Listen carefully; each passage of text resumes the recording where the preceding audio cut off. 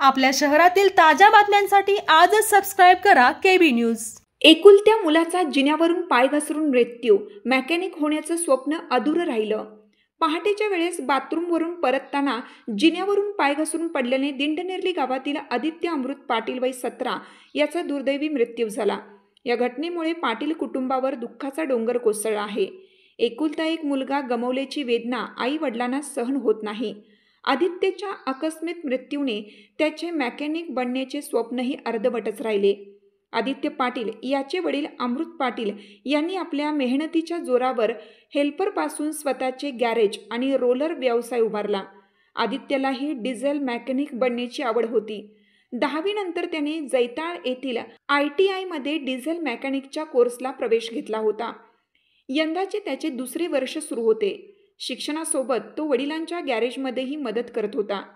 ही दुर्दैवी घटना बुधवारी पहाटे 4:15 वाजण्याच्या सुमारास घडली। आदित्य बाथरूमवरून वर झोपायला जात असताना जिन्यावरून पाय घसरून खाली पडला।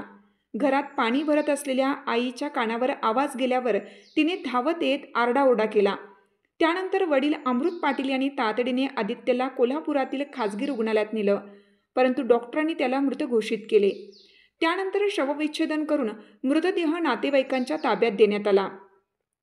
गावी मृतदेह आल्यानंतर आई, वडील आणि बहिणीच्या हंबरड्याने परिसरातील वातावरण भावुक झालं।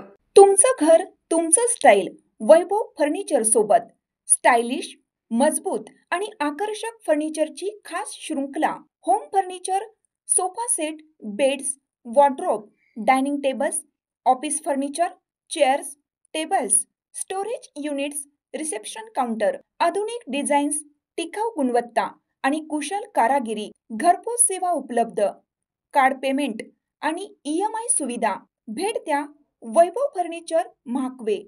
संपर्क 9975 49 13 65 आणि 70 58 13 65 70।